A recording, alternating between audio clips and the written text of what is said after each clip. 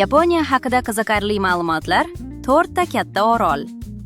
Yaponiya asosan 4 ta yirik oroldan iborat: Honshu, Hokkaido, Kyushu va Shikoku. Eng katta shahar Tokio. Poytaxt Tokio dunyodagi eng yirik metropoliten hududlardan biri bo'lib, aholisi 35 milliondan oshadi. Sakura fasli. Bahorda gilos gullari, sakura, butun mamlakat bo'ylab ochiladi. Bu fasl yaponlar uchun juda muhim va bayramdek nishonlanadi. Eng tez poyezdlar, Shinkansen deb ataladigan tezyurar poyezdlar 300 km/sekundadan tez yuradi va juda aniqlik bilan harakat qiladi. Zilzilalar mamlakati Yaponiya. Tinch okeani olov halqasida joylashgan. Shu sababli u yerda tez-tez zilzilalar bo'lib turadi.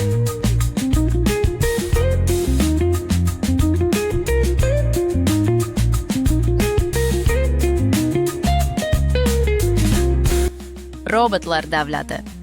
Yaponiya robototexnika va texnologiya sohasida yetakchi davlatlardan biri hisoblanadi. Uzoq umr ko'rish bo'yicha yetakchi, Yaponiyada o'rtacha umr ko'rish darajasi dunyodagi eng yuqorilaridan biri. Eng baland tog' Fuji. Fuji tog'i, Fuji, balandligi 3776 metr bo'lib, muqaddas tog' hisoblanadi. Samuraylar vatani. Qadimda Yaponiya samuray jangchilari bilan mashhur bo'lgan. Avtomat apparatlar ko'pligi. Yaponiyada millionlab vending mashinalar mavjud. Ichimlikdan tortib issiq taomlargacha sotiladi.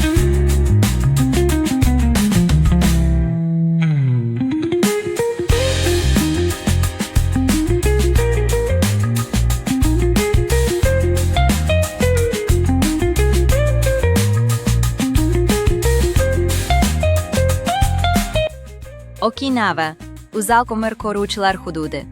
Okinawa aholisi orasida 100 yoshdan oshganlar juda ko'p. Eng qadimiy kompaniya Kongo Gumi 578-yilda tashkil topgan va dunyodagi eng qadimiy kompaniyalardan biri hisoblanadi. Metroda sukunat qoidasi.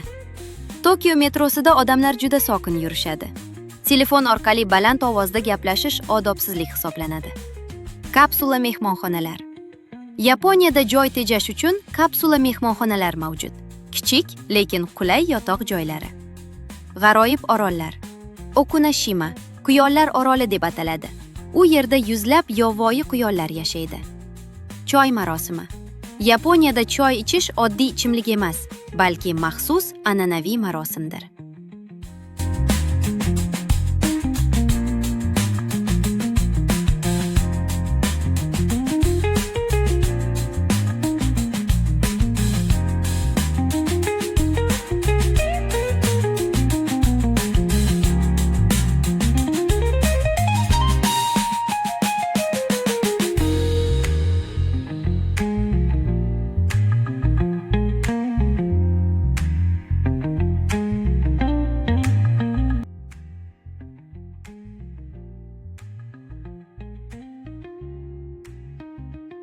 Oqqul qopli taksi haydovchilari.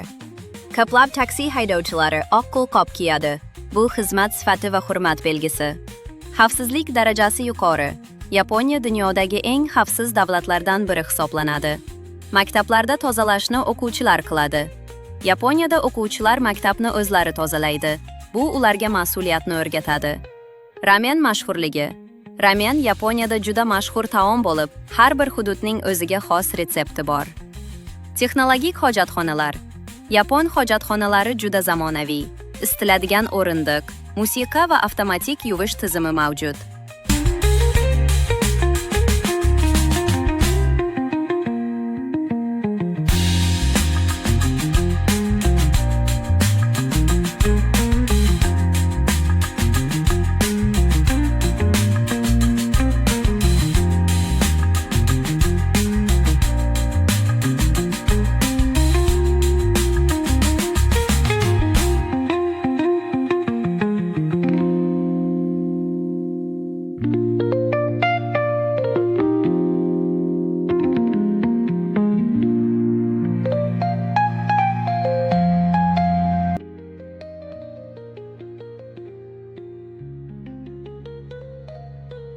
Rasmiy nomi boshqacha.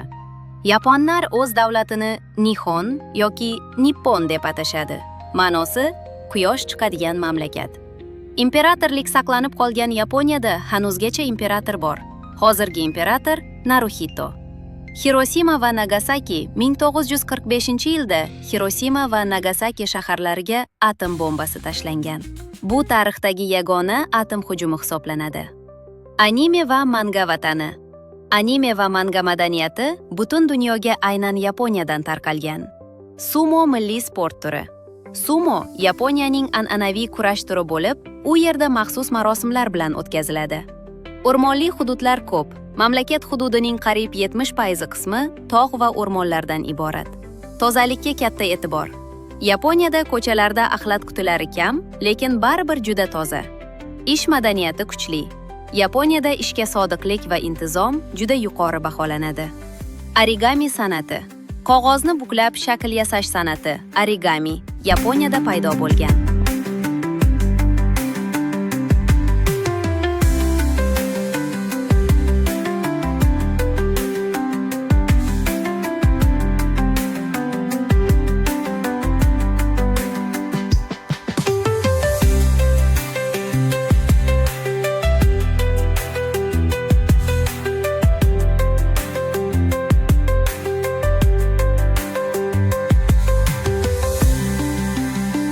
Videoga like bosing va kommentariyada o'z fikringizni qoldiring.